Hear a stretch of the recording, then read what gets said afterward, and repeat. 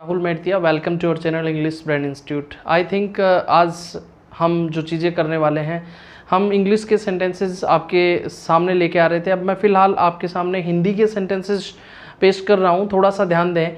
देखिए sentence number 1 जो आपके सामने है वो है सोच समझ कर बात करें। ये हम आम जीवन में यूज करते हैं और आम जीवन में यूज करते हैं तो उनकी इंग्लिश कैसी बनेगी, आप इन्हीं के आधार पर और भी सेंटेंसेस बना पाएंगे फ्यूचर में। सोच समझकर बात करें, इसको इंग्लिश में अगर अपन कहें तो हम बोलते हैं थिंक बिफोर यू स्पीक। क्या कहेंगे? Think before you speak. ठीक है।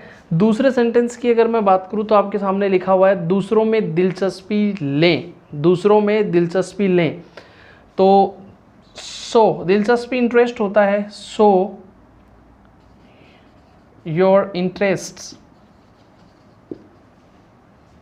In others. So your interest in others. ठीक है। दूसरों की बात सहानुभूति पूर्वक सुने। सहानुभूति के लिए आप एक वर्ड यूज करते हैं सिंपैथी। ठीक है। सहानुभूति पूर्वक हो गया तो सिंपैथेटिकली। इसको हम बोलेंगे listen to others सिंपैथेटिकली।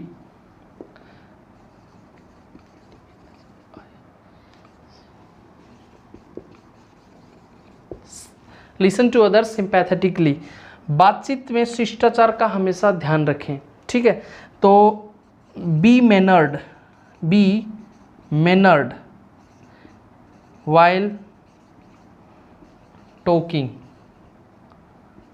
while talking या कॉन्वर्सेशन भी बोल सकते हैं आप। ठीक है।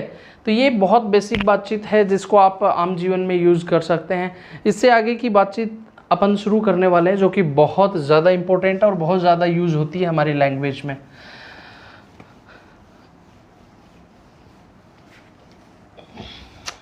हम जब लोगों को बोलते हैं कि ये काम नहीं करना है, तेरे को ये नहीं करना चाहिए, तो उसके लिए देखिए खास तौर पे आप एक वर्ड याद रखेंगे, डोंट। ठीक है। और डोंट के ठीक बाद आपने लिखा first form of the verb. ठीक है। अगर मैं कहूँ, मान लीजिए कोई मेरे पास में यहाँ सो रहा है और सोने के दौरान वो ले रहा है खराटे। ठीक है। खराटे, मैं कहूँ यार खराटे मत ले दूँ, तो मैं उसे क्या कहूँगा? डोंट। खराटे लेना को इंग्लिश में बोलते हैं स्नोर। डोंट स्नोर, यानी डोंट आपने यूज़ किया और first form of the verb आपने यूज़ की। ठीक है। अगर कोई आदमी डकार ले रहा है, डकार लेना को बोलते हैं बर्प, BURP, तो डोंट बर्प। ठीक है। इसी के अलावा अगर कई बार कोई व्यक्ति उबासी ले रहा है, उबासी लेना होता है, उबासी जानते हैं आप। ठीक है। YAWN, यौन, तो डोंट यौन, उबासी लेना होता है। ठीक है। कई लोग होते हैं जो चुगली करने में ज़्यादा विश्वास रखते हैं, तो मैं कहूँ कि चुगली मत करो, डोंट बेक बाइट। ठीक है। बाहर मत जाओ, तो आपने डोंट तो लगाया ही, डोंट गो आउटसाइड। ठीक है। इसी प्रकार से आप डोंट से और भी सेंटेंस बना सकते हैं। जैसे हम कहना चाहें कपड़ों को इस्त्री न करें, डोंट आयरन द क्लॉथ्स।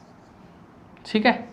इसके अलावा मैं कहूँ शर्माए नहीं, डोंट फील शाय। ठीक है। डोंट स्पीक लाउडली, इसका अर्थ हुआ जोर से मत बोलो। ठीक है। डोंट यूज़ कोई भी लैंग्वेज के लिए कहूँ, अगर मान लीजिए मुझे फ्रेंच समझ नहीं आ रही तो मैं क्या कहूँगा? डोंट यूज़ फ्रेंच, कि फ्रेंच मत बोलो, फ्रेंच यूज़ मत करो। तो कोई भी एक्शन के लिए जब अपन उसके लिए मना करते हैं, जैसे आपका भाई आपके घर पे आपको परेशान कर रहा है, आप उसे बार बार कह रहे हैं, ठीक है, तो वो आपको छेड़ के जा रहा है। छेड़छाड़ करना टीज होता है बेसिकली, तो आप उसको कह सकते हैं डोंट टीज विद मी। ठीक है। यहाँ इस रूम में मत आओ, don't come in this room. ठीक है। आप ये कहते ही हैं कि बकवास मत करो, तो don't talk rubbish, don't talk rubbish. Basically ये सारे जो वर्ड्स लिखे हुए हैं, ये सारे जो सेंटेंसेस लिखे हुए हैं, these sentences would help you when you make conversation with people. Actually what we do, we forget all these expressional sentences when we speak. और उस दौरान हमारे दिमाग में एक प्रॉब्लम ये आती है कि जब हम इंग्लिश बोलते हैं उस दौरान जब सामने वाला, if somebody is standing in front of you and he is speaking English with you, you can understand each and everything, but when you get your time and when you get your chance to speak, आप भूल जाते हैं उस समय and you feel that I cannot speak। और जब सामने वाला जो बोल रहा होता है वो चीज़ें हमें समझ आ रही है।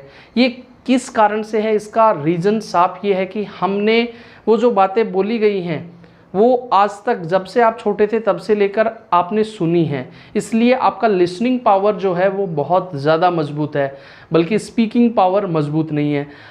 जब आप मैच की कमेंट्री वगैरह सुनते हैं और मैच की कमेंट्री के दौरान हर एक सेंटेंस जो आपने पहले भी सुने थे और सुनते आ रहे हैं, तो वो चीज़ें आपके दिमाग में और बोलते ही समझ जाते हैं कि ये कहना चाहता है, क्योंकि आपने सिर्फ सुना, इसलिए आपका लिसनिंग पावर मजबूत हुआ। So friends, I just want to say you that if you want to gain your speaking power, you have to speak. You will have to speak।